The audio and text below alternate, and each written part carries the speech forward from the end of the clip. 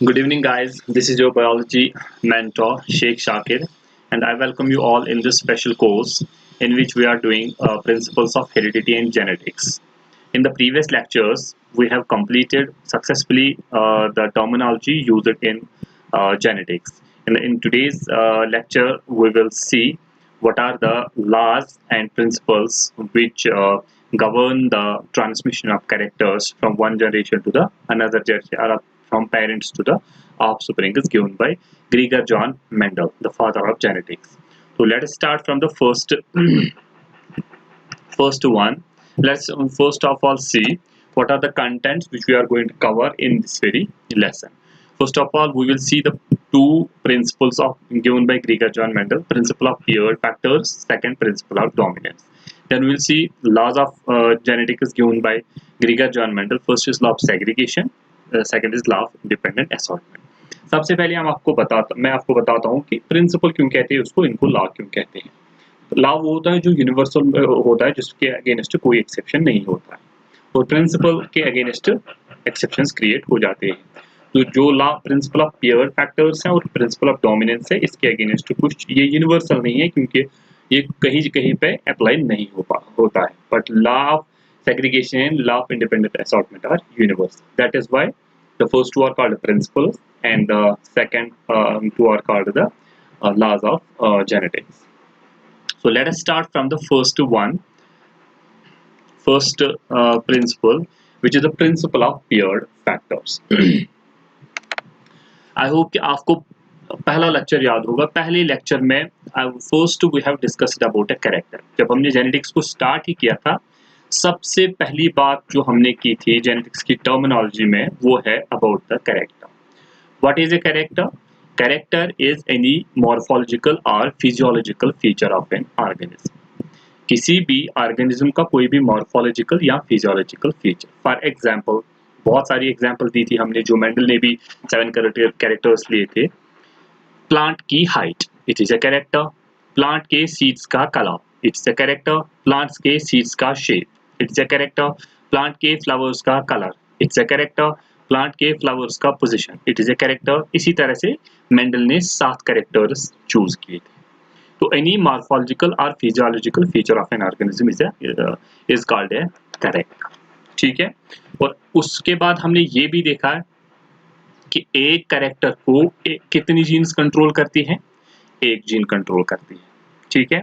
And एक gene की कितनी अल्टरनेटिव फॉर्म्स हैं, वो भी हमने देख लिया प्रीवियस लेक्चर्स में, 2, जिनको हम क्या कहते हैं, एलील्स, या जिनको जीन्स और एलील्स को क्या कहा था मेंडल ने? फैक्टर्स। ठीक है।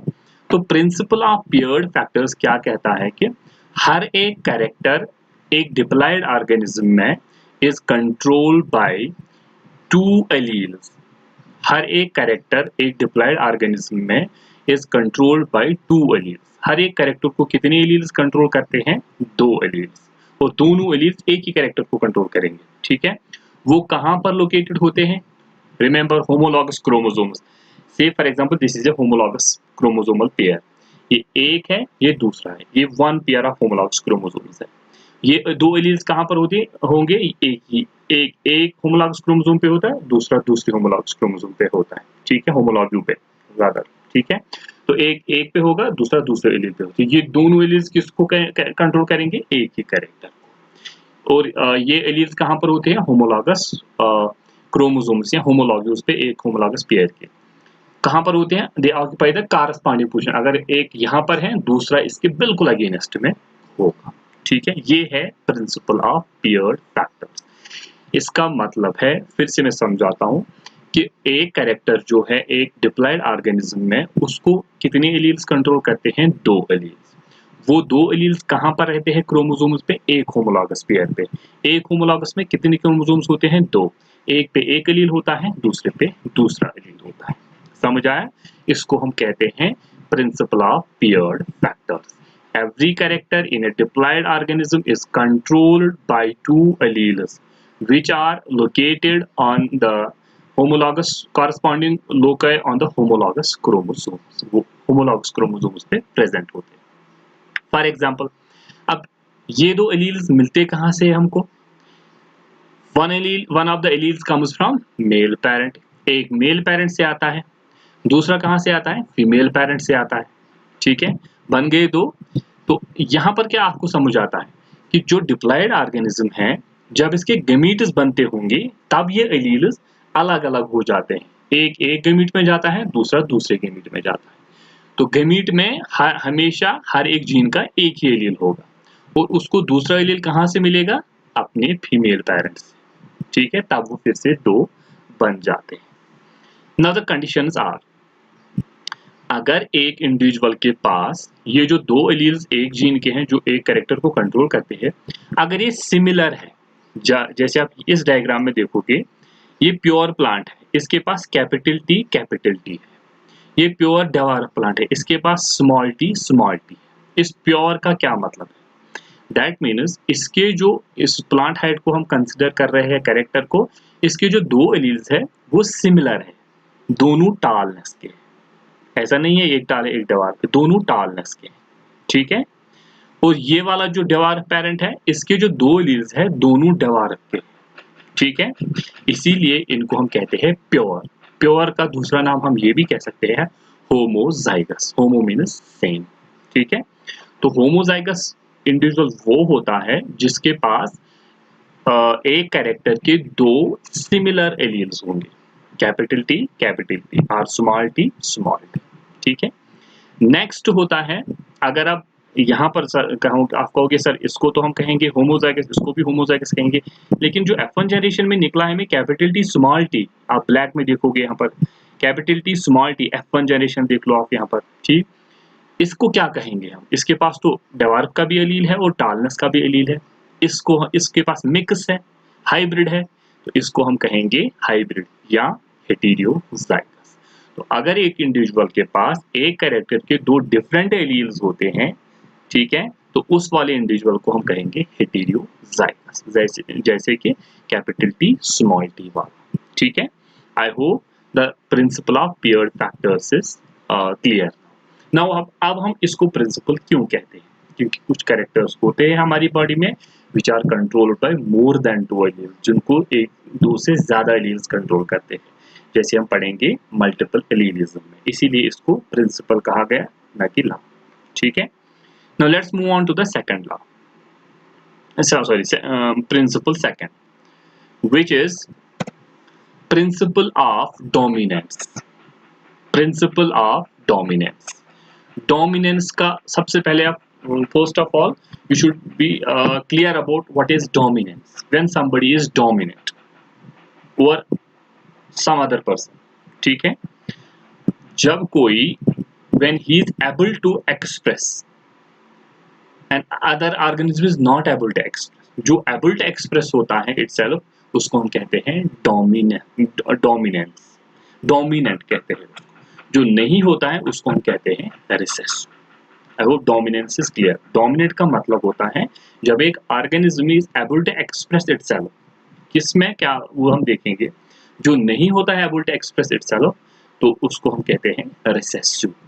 ठीक है, तो प्रिंसिपल ऑफ डोमिनेंस क्या कहता है, प्रिंसिपल ऑफ पेयर्ड फैक्टर्स ने क्या कहा था कि every character is controlled by a pair of alleles located on homologous chromosomes। Dominance क्या कहता है, डोमिनेंस कहता है कि उन दो एलील्स में से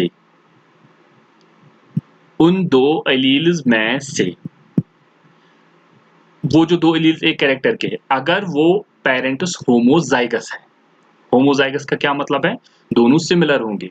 ठीक है, suppose capital T small T, तो फिर उसमें एक ही ट्रेट आएगा।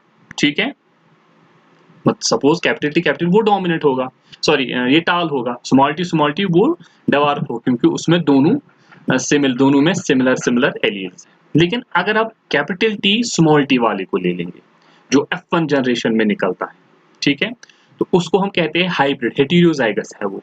तो वहां पर क्या होगा, फिनोटाइप कैपिटल टी भी है स्मॉल टी भी है, तो वहां पर जो फिनोटाइप क्या निकलता था सबका, वहां पर सबका फिनोटाइप निकलता था डोमिनेट, दैट मींस सॉरी टालनेस। टाल क्यों, वहां पर तो डेवार्फनेस का भी एलील है, क्योंकि जो टालनेस का एलील है वो डोमिनेट है ओवर डेवार्फनेस के एलील पे। तो इस लॉ को कहते हैं हम लॉ ऑफ डोमिनेंस। तो that means in dissimilar pair of factors या एलील जैसे कि capital T small T, one of the member of pair dominates, able to express itself, other is not able to express, that's called recessive. ठीक है, that means when two factors of a pair are in heterozygous condition, different, having different alleles, then only one factor or allele is able to express its effect. जब दो alleles different होंगे एक character के, ठीक है, that means heterozygous condition होगी, उसमें से एक डोमिनेट होगा, दूसरा रिसेसिव होगा, एक able to express its effect, दूसरा not able to express its effect. जैसे हमने कैपिटल टी स्मॉल टी में देखा था, वहां पर जो कैपिटल टी है that is able to express its effect, इसीलिए F1 सारे प्लांट्स टाल होते हैं। ठीक है, तो जो able to express its effect उसको हम कहेंगे डोमिनेंट फैक्टर या dominant allele. The allele which is not able to express its effect उसको हम कहेंगे recessive factor या recessive allele। इसी फिनोमेना को कहते हैं हम principle of dominance। ठीक है, once more I'll revise it। In the law of paired factors we have seen that every character is controlled by a pair of alleles located on homologous chromosomes। हर एक character को control करते हैं दो allele जो दो homologous chromosome pair पे होते हैं, एक पे होता है, दूसरा दूसरे पे होता है। प्रिंसिपल ऑफ डोमिनेंस कहता है अगर वो एलील्स डिफरेंट है, दैट मींस हेटेरोजाइगस कंडीशन है, कैपिटल टी स्मॉल टी, उस वक्त एक एलील डोमिनेंट होगा दूसरे पे, that means one allele will be able to express its effect, other allele will not be able to express its effect. जो express होगा उसको हम डोमिनेंट एलील या फैक्टर कहेंगे, जो एक्सप्रेस नहीं होगा उसको हम रिसेसिव एलील या फैक्टर कहेंगे। इसी वजह से जो F1 प्लांट्स निकलते थे वहां पर क्या निकलता था ज्यादा, सारे tall plants because of dominance. इस क्लास में आप देख लो फिर से, अब मैं क्लास के थ्रू समझाता हूँ क्योंकि मैं पेन यूज नहीं कर सकता यहाँ पर, I am sorry for that, लेकिन आप डायग्राम के थ्रू यहाँ पर थोड़ा सा समझा देता हूँ। हमने दो पेरेंट्स लाए यहाँ पर, एक टाल पेरेंट है, एक डवार्फ पेरेंट है, ब्लैक ही है यहाँ पर इस वाले जो लेफ्ट साइड में जो डायग्राम है। तो ये कैसे है, ये होमोजाइगस है। क्या मतलब है होमोजाइगस का, जिनके पास दोनों के पास सिमिलर एलील्स होंगे, इसमें भी कैपिटल टी है, इसमें स्मॉल टी। आप गैमीट्स बनाएंगे तो इसमें एक जाएगा, इसमें एक जाएगा, क्योंकि मियोसिस होगी, दूसरा दूसरे गैमीट में जाएगा। अब मैंने एक बना लिया है, ये फ्यूज हो जाएंगे, फ्यूज होने के बाद ये बनाएंगे नया individual F1 generation, capital T small T. लेकिन ये सारे क्या है, टाल। क्यों टाल है, वहां पर तो डेवार्फनेस का भी एलील है, स्मॉल टी भी है वहां पर, क्योंकि जो टालनेस का एलील है वो डोमिनेंट है डेवार्फनेस में। समझ आया? तो इस लॉ को हम कहते हैं लॉ ऑफ डोमिनेंस। ये यहाँ पर आप देख सकते हैं, रेड चेरी और येलो चेरी है। यहाँ पर रेड आपको दो दिखेंगे, ये भी रेड है और यहाँ पर भी रेड है, बीच में येलो कलर है। रेड का है कैपिटल ए, येलो का है small A small, that means ये होमोजाइगस है। ये होमोजाइगस रिसेसिव है, इसीलिए हमने स्मॉल में दिखाया है। ये होमोजाइगस डोमिनेंट है, इसीलिए हमने कैपिटल में दिखाया है, क्योंकि डोमिनेंट को हमेशा हम कैपिटल में दिखाते हैं और रिसेसिव को स्मॉल में। लेकिन आप इस वाले एंड पे जो रेड है, इसके पास ये भी रेड है, लेकिन इसके पास दोनों एलील्स है, कैपिटल भी है स्मॉल भी है। तो ये रेड क्यों है, फिर येलो क्यों नहीं है? क्योंकि जो कैपिटल ए है रेडनेस का, ये डोमिनेंट है स्मॉल ए पे येलोनेस पे, इसीलिए ये रेड है न कि येलो।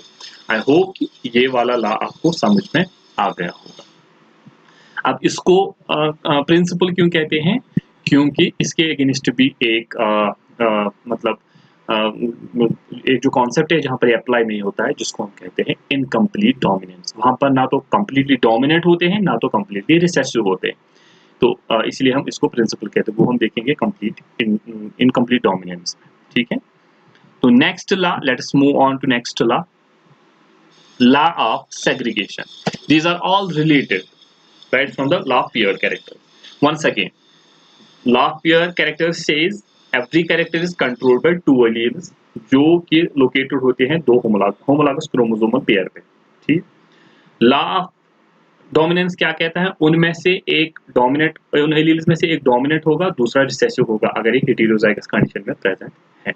ठीक है, अब तीसरा क्या है, लॉ ऑफ सेग्रीगेशन। ये जो लॉ है ये यूनिवर्सल है, लॉ ऑफ सेग्रीगेशन कहता है कि एक पेरेंट में हर एक कैरेक्टर के दो दो एलील्स होते हैं, ठीक है, एक पेरेंट में हर एक कैरेक्टर के दो दो एलील्स होते हैं, लेकिन जब वो गैमीट्स बनाता है उस वक्त कौन सा डिवीजन होता है जर्म सेल्स में? Meiosis, reductional division. जब रिडक्शनल डिवीजन होता है, हर एक जो ये होमोलॉगस पेयर्स होते हैं ये क्या हो जाते हैं? सेपरेट। फॉर एग्जांपल हमारी बॉडी में अगर देखोगे आप 23 क्रोमोसोम्स है हमारी बॉडी में, या सॉरी 23 पेयर्स है, तो ये पेयर्स फिर सेपरेट हो जाते हैं, इसीलिए गैमीट में कितने आते हैं? ओनली 23, नॉट 23 पेयर्स, ठीक है। तो लॉ ऑफ सेग्रीगेशन यही कहता है कि it states that two factors are, या जिनको एलील्स बाद में कहा गया, of a character remain in the form of a pair, ठीक है। एक डिप्लॉयड ऑर्गेनिज्म में हर एक कैरेक्टर के दो एलील्स होते हैं, पेयर ऑफ एलील्स होता है, लेकिन जब गैमीट्स बनेंगे उस ऑर्गेनिज्म में तब वो पेयर सेपरेट हो जाएगा। तो दैट मीन्स दो एलील्स में से गैमीट्स में कितने एलील्स जाते हैं? एक ही एलील जाता है। फॉर एग्जांपल अगर आप टालनेस हाइट कंसिडर कर रहे हो, गैमीट में या तो टालनेस का एलील जाएगा या तो डेवार्फनेस का एलील जाएगा, दोनों नहीं जाएंगे, ठीक है। So when two factors of a trait are heterozygous then they do not contaminate और ब्लेंड ईच अदर, ठीक है। अब क्या मतलब है? सबसे पहले में गैमेटोजेनेसिस का मतलब, gametogenesis means formation of gametes. जब गैमीट्स बनते हैं, जो दो ये होमोलॉगस पेयर पे एलील्स होते हैं वो सेपरेट हो जाते हैं, एक गैमीट में जाता है, दूसरा दूसरे गैमीट में जाता है, ठीक है। तो in this way A gamete receives only one factor. तो गैमीट में हमेशा एक ही एलील होगा, या तो टालनेस का होगा या तो डेवार्फनेस का होगा। This suggests that homozygous parents produce all gametes that are similar. अगर आप होमोजाइगस पेरेंट है, अब मैं इसमें समझाता हूं आपको डायग्राम के थ्रू। ये है फॉर एग्जांपल, ये है प्योर पेरेंट और ये भी है प्योर पेरेंट, इसके पास दोनों सिमिलर एलील्स है, इसके पास दोनों से, और ये टाल है ये डेवार्फ, लेकिन प्योर टाल है ये प्योर डेवार्फ है। जब गैमीट्स बनेंगे ये होमोलॉगस पेयर क्या हो जाएगा? ब्लैक ब्लैक जो टी कैपिटल है ये सेपरेट हो जाएगा, एक गैमीट में जाएगा, दूसरा दूसरे गैमीट में जाएगा। इसी तरह डेवार्फ में भी एक गैमीट में जाएगा, दूसरा दूसरे गैमीट में जाएगा। यही लॉ ऑफ सेग्रीगेशन है कि एक डिप्लॉयड ऑर्गेनिज्म में एक कैरेक्टर के दो एलील्स होते हैं, लेकिन जब गैमीट्स बनेंगे तब वो एलील्स सेपरेट हो जाएंगे और गैमीट में हमेशा एक ही एलील जाता है। अब आप कहोगे सर फिर दूसरा एलील कहाँ से आता है? हमारी बॉडी में तो हर कैरेक्टर के दो एलील्स हैं। दूसरा एलील आपको अपनी मदर से मिलता है, एक फादर से मिलता है, दूसरा मदर से मिलता है, फिर से होमोलॉगस पेयर बन जाता है, फिर से दो एलील्स आ जाते हैं, ठीक है।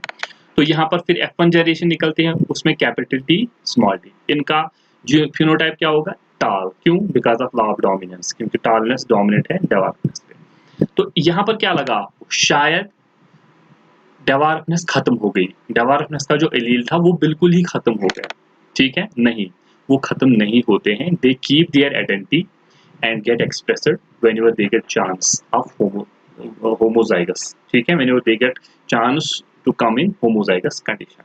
तो जब हमने F2 जनरेशन निकल सेल्फिंग करवाई वो भी हमने पढ़ लिया। जब हम F1 इंडिविजुअल्स को क्रॉस करते हैं जिनका जीनोटाइप सेम है, तो वहां पर फिर से गैमीट्स बनेंगे, दो बनेंगे, कैपिटल टी स्मॉल टी।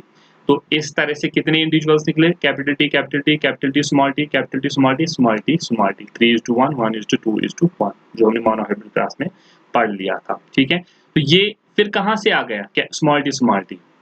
इसका ये मतलब है डेवार्फ जब निकल गए F2 जनरेशन में, इसका ये मतलब है डेवार्फनेस का एलील खत्म नहीं हुआ था, उस they keep their identity and get expressed whenever they get chance, जब भी उनको चांस मिलता है।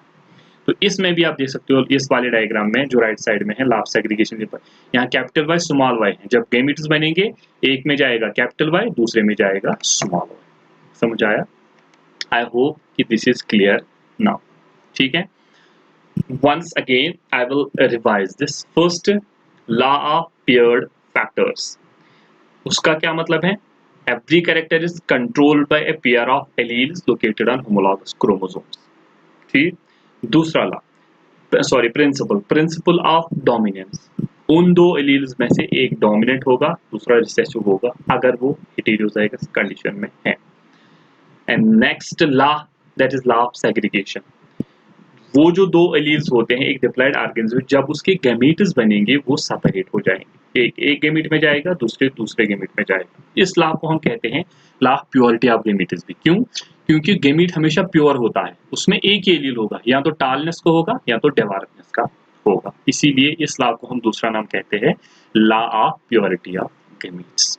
आई होप कि इस लेक्चर में जितने भी लॉज हमने देख लिए, प्रिंसिपल्स, लॉज, वो आपको समझ में आए होंगे। आप लोगों ने कमेंट में लिखा था कि सर आप मार्कर का, पॉइंटर का यूज़ कर लीजिए। मैं बहुत कोशिश कर रहा हूँ कि मैं इसमें यूज़ करूँ, लेकिन नहीं कर पा रहा हूँ। मैं अब एक गैजेट और लेके आ रहा हूँ इंशाल्लाह। मैं नेक्स्ट वीडियो में हम उससे फिर मार्कर, पेन वैन का यूज़ करेंगे। आई होप कि इसमें आपको मज़ा आया होगा पढ़ने में। अगर आपको कहीं पे भी कोई भी प्रॉब्लम है तो मुझे कमेंट में लिखिए, I will try to modify that. So मिलते हैं कल वाले लेक्चर में। Till then, good bye, take care.